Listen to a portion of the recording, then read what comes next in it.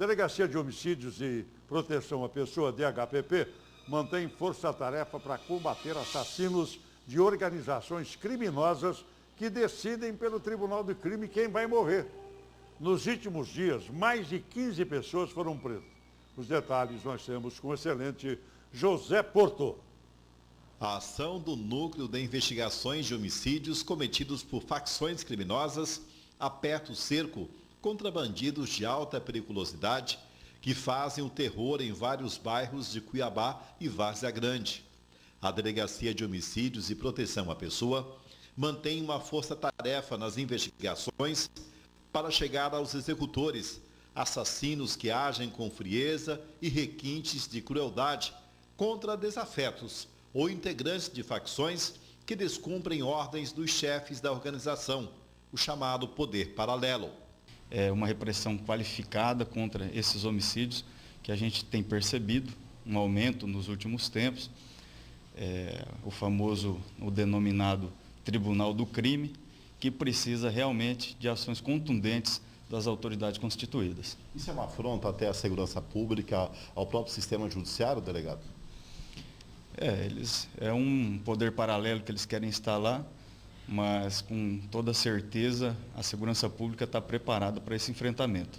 Na maioria dos casos, os chefes das organizações já estão presos, mas de dentro dos presídios decidem pelo Tribunal do Crime quem vai morrer e o ritual de execução. É de conhecimento quase que público, né, que principalmente as lideranças das facções, elas se encontram dentro de unidades prisionais. Isso atrapalha bastante a polícia? Eu posso dizer que é mais um obstáculo que a gente tem nas investigações, mas não impede que nós consigamos atingir nossos objetivos aqui de responsabilizar os autores, inclusive a alta cúpula. A Delegacia de Homicídios já chegou aos principais autores da execução de Natana da Silva, de 30 anos. Ela era motorista de aplicativo e foi morta num ritual de crueldade em julho do ano passado. A vítima, Natana, ela foi morta a espancamentos e não satisfeita, conforme laudo de necrópsia, ela levou mais de 70 choques elétricos, eis a causa da morte. A execução foi determinada pelo Tribunal do Crime de uma facção criminosa.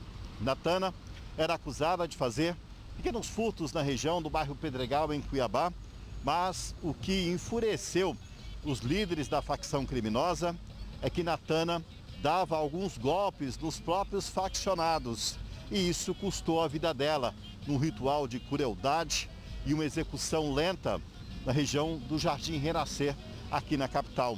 Só nesse caso tem 5 criminosos relacionados, 4 deles presos nesta quinta-feira. Segundo informações, a vítima estava, como eles dizem, né, fazendo feio no bairro, né? Ali, supostamente, ela estava furtando, aplicando golpes, e com isso, né, condenaram, né, decretaram, né, a sua morte por esse motivo. Eles necessitaram a participação de cada um? Sim, a participação ali, então, dos executores, né, e no caso o mandante também estava no local. Tem pessoas que, com domínio do que estava sendo feito, também incorreram no crime também até de fraude processual. Foram no local, voltaram no local, retiraram umas câmeras que tinham no Lava Jato ao lado. Isso, obviamente, no sentido de não ter aclarado, né, toda a cena e toda a identificação daqueles que praticaram. Gabriel Ítalo da Silva, o Torto, como é conhecido no mundo do crime. Ele foi um dos homens da facção que definiu pela morte da motorista de aplicativo, a Natana da Silva. Ele está relacionado com pelo menos mais 5 outros homicídios diretamente, além daqueles que ele teria participado com as execuções. No caso da motorista de aplicativo, a relação é direta com ordens dadas por esse criminoso.